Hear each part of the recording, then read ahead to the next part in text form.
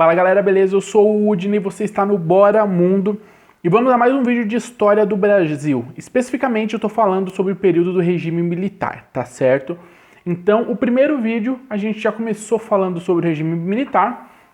Nós estávamos falando do primeiro ato institucional, o AI-1, certo? E agora a gente vai continuar falando dos desdobramentos dele, tá? O que ele mudou no governo, tá certo? Bom, o nosso título de hoje é esse que você já leu aí, que é o seguinte, que a AI-1, ela muda a estrutura do governo de uma forma bem radical. Ela não foi a mais repressiva, mas ela já começou ali a lapidar o caminho, certo, do regime.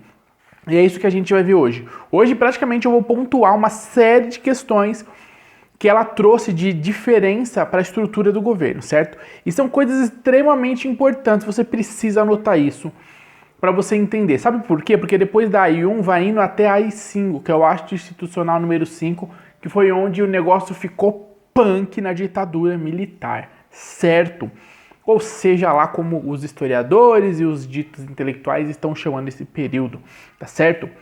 Bom, vamos lá. Lembrando que eu estou usando este maravilhoso livro aqui do Boris Fausto de História do Brasil. É um calhamaço, mas você lê muito rapidamente.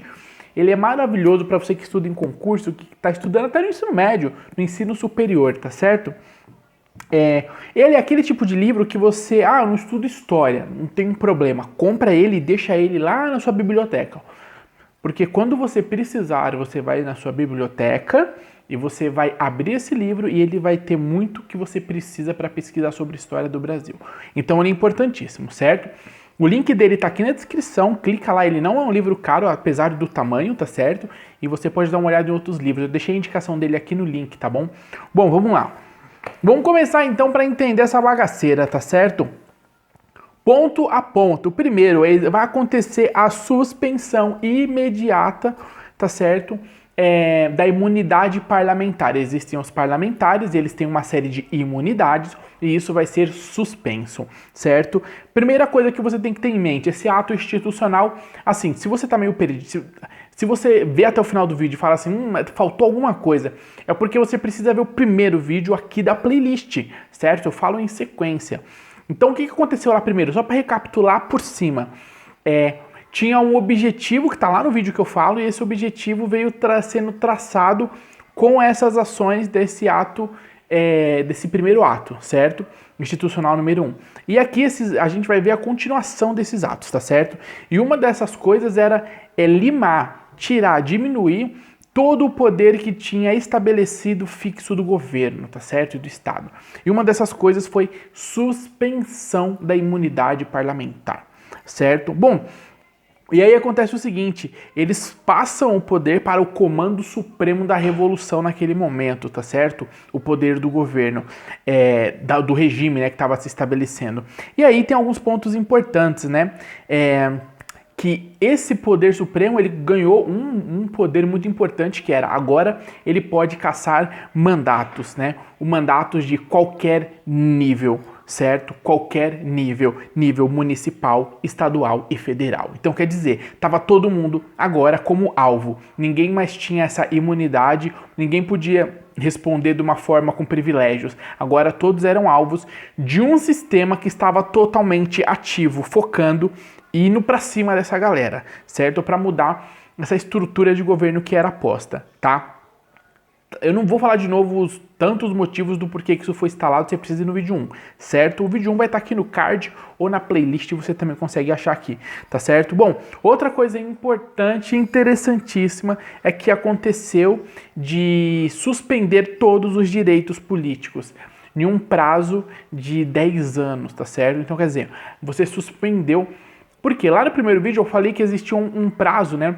Esses atos institucionais, eles não eram infinitos, eles não falavam assim, esse ato institucional vai valer para sempre. Não, era como se fosse uma medida de uma medida de ação rápida, né? Eles precisavam mudar algumas coisas e por isso que eram tão, a desculpa, né?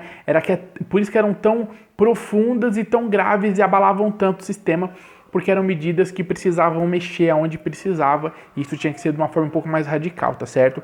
Então lá eles estabeleceram um certo período, e esses 10 anos, a cassação aí dessas imunidades, né? E agora podendo caçar o mandato de todos esses cargos, né? Desses 3 poderes, estava então exposto, né? Estava valendo agora. Então, quer dizer, não adianta em que poder que você estava. Isso a gente afetou de uma forma muito louca poderes como, por exemplo, o Supremo Tribunal Federal, tá certo? Outra coisa interessante é que agora também, você sabe que a questão do emprego, né, de servidor público, né, quem serve ao Estado, ele geralmente tem um emprego vitalício, né? Então você passa no concurso público, você agora é um empregado público, vamos dizer assim, e agora você tem um emprego vitalício. O que aconteceu nesse momento? Acabou isso daí, tá certo? Garantia de vitalicidade foi suspensa, cortada, tá certo? E isso atingiu os servidores públicos e essa garantia, principalmente a magistratura. O que é essa magistratura, então? Os magistrados. Os magistrados são aqueles, principalmente do poder judiciário, com alto cargo no poder judiciário, que são os juízes do Supremo Tribunal, e eles agora não tinham mais também o benefício, eles não tinham mais a garantia do seu emprego vitalício, infinito, para sempre, até morrer. Não, agora isso foi suspenso, eles podiam remanejar esses juízes a qualquer momento, tá certo? Então isso foi suspenso e foi uma coisa muito louca. Olha só onde eles atingiram. Eles foram minando todo o poder político, fazendo com que eles pudessem controlar todo esse poder político, certo? Outra coisa importante aqui é que os demais servidores públicos, né, eles também puderam sofrer uma suspensão aí de até 6 meses, tá certo? Desse direito vitalício. Por quê? Porque ficaria mais fácil acontecer o expurgo do serviço público, tá? Eles conseguirem desmanchar o serviço público dependendo do esquema que eles queriam se utilizar ali do serviço público, tá? Então ficaria mais fácil de você remanejar pessoas desse serviço público, né? Fazer esse expurgo, certo? Então, essa garantia de vitalicidade desses servidores públicos também teve um momento de suspensão, tá certo? Esses demais servidores públicos, tá certo? Bom, próximo ponto importantíssimo é que foi a instalação dos inquéritos policiais militares, tá certo? Então a gente tem esse inquérito aqui, policial e militar, tá certo? E eles tinham agora essa força e tinham essa liberdade, tinham como praticamente esse serviço fazer essa principal manutenção que o regime estava impondo. Então ele ia para cima de todo esse escopo, de todo esse grupo que fazia parte do governo, tá certo? E agora eles podiam, como é que eu posso falar? Fazer o monitoramento, ir atrás e prender essa galera que cometia alguns crimes. Então eu vou dar uma lista aqui de quem é essa galera.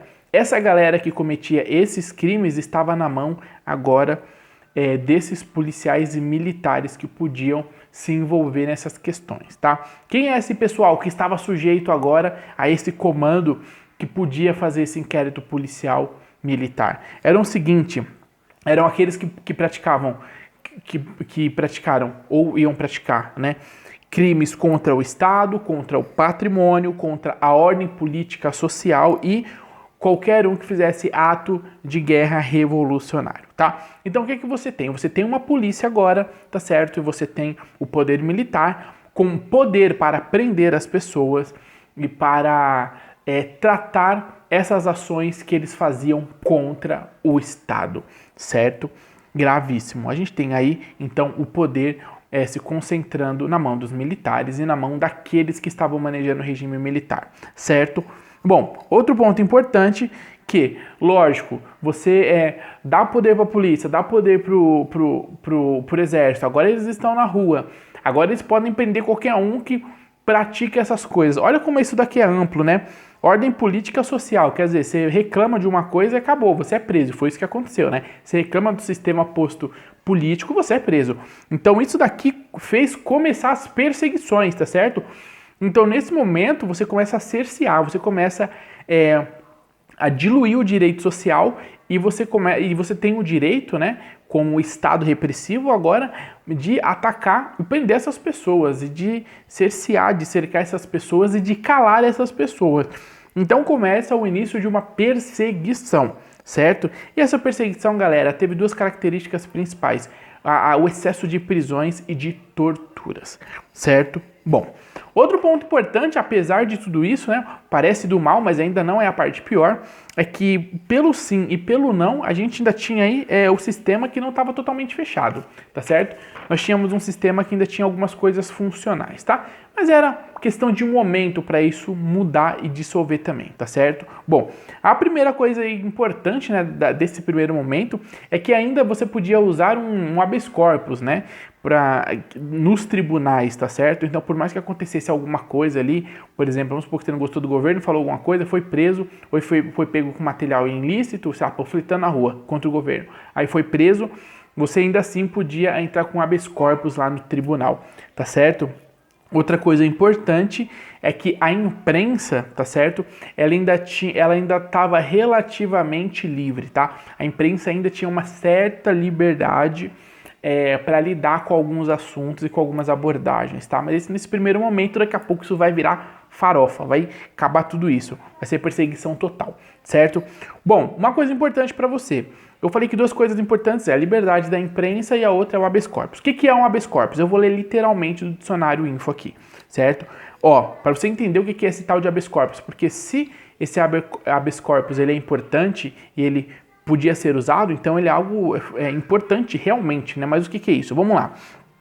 O que é um habeas corpus? Garantia constitucional que beneficia quem sofre ameaça, violência ou coação, assegurando-lhe o direito à liberdade e garantindo-lhe que esse direito seja aplicado e seja usado por esse cidadão, tá? Então você poderia, recorrer a esses seus direitos nesse primeiro momento, porque havia a possibilidade de você apresentar esse habeas corpus, tá certo?